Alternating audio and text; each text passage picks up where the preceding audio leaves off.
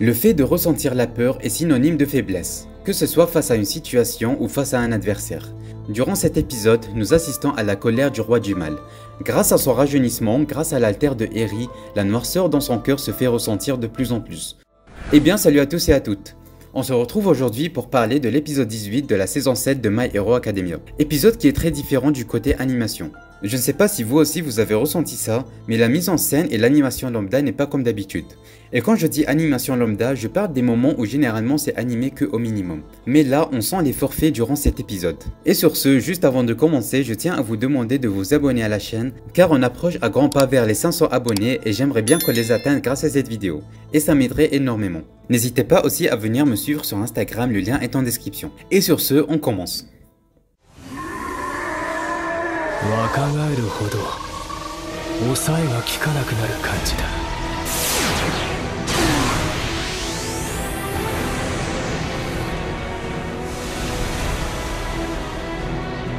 身を委ねるだけで個性のポテンシャルをより引き出せる。こんなにも強い光を発生させられる。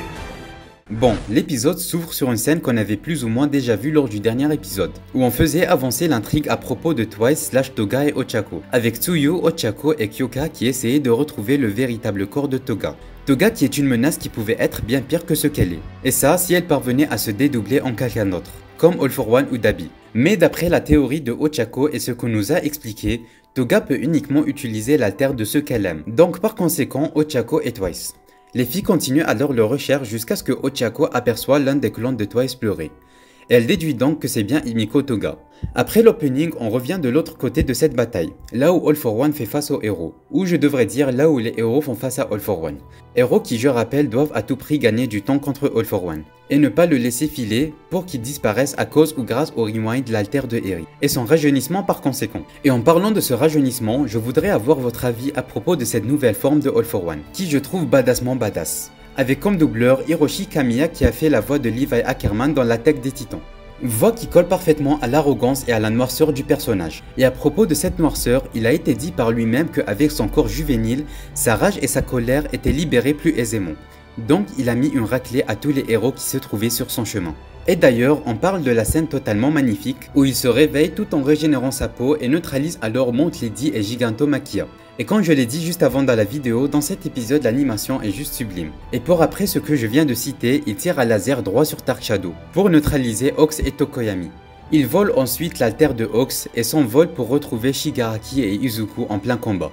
Combat qui est regardé et soutenu par des centaines de milliers de gens à travers le monde. Et d'ailleurs, lors de cette scène très émouvante, où l'on voit le soutien des journalistes envers Deku après sa période vigilante, on voit comme je l'ai déjà dit, tous les gens qui regardent ce combat à travers le monde. Et parmi eux, Melissa Shield qu'on a vu lors du tout premier film qui adapte le tome 0 du manga. Et tous les autres personnages principaux des films, Heroes Rising, World Heroes Mission et You're Next. Et ça nous prouve par ailleurs que tous ces films que je viens de citer sont canons à l'univers de MHA, ce qui crée une très grande incohérence. Que j'ai déjà expliqué lors de cette vidéo, je vous invite très fortement à aller la voir. Mais ça reste quand même très émouvant de revoir tous les personnages des films avec qui on a vécu de très belles aventures comme ça soutenant Izuku dans un épisode hebdomadaire. Et en tant que fan, je dis un grand oui. Et en restant sur cette scène, je vous mets à l'écran un comparatif de l'anime et du manga. Et je trouve que le studio Bonz a très bien géré pour le coup.